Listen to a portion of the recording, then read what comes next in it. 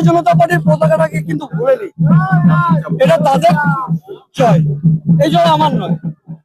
এবং আমাদের দেশের সর্বশ্রেষ্ঠ প্রধানমন্ত্রী সম্মানীয় নরেন্দ্র দামোদর দাস মোদী, তাকে আমি এখান থেকে প্রণাম জানাই।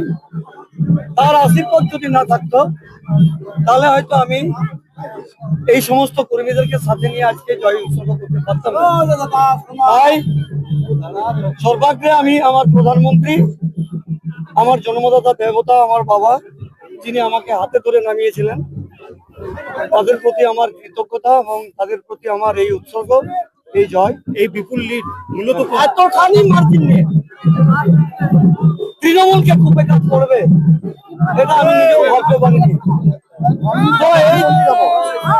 জয় সমস্ত আমার রাষ্ট্রবাদী কর্মী বন্ধু যারা আছেন, মাতৃশক্তি যারা আছেন, যুব ভাইয়েরা যারা আছেন, অক্লান্ত লড়াই করেছে এবং তাদের এই লড়াইয়ে এই জয় ছিনিয়ে নিয়ে এসেছে, করেছে।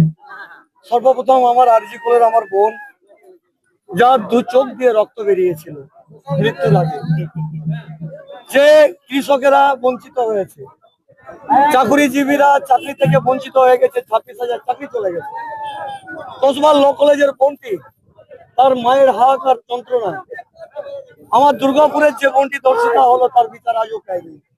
বিচরের বাণী নীরবে নিভৃতে কেঁদেছে, আর তারই প্রতিফলন করেছে এই ভোট ব্যালট বাক্সে।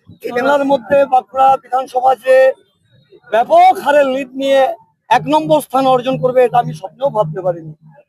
তো আমার রাষ্ট্রবাদী বিধানসভার যারা কোনো দেবতা আছেন, তারা হয়তো একদম শপথ নিয়েছিলেন যে দৃষ্টান্ত ভাবে আমরা এখান থেকে প্রচার চালিয়ে, অর্থাৎ মতদান দিয়ে পুরো ধূলিসাৎ করে দেবো এই বাঁকুড়া থেকে।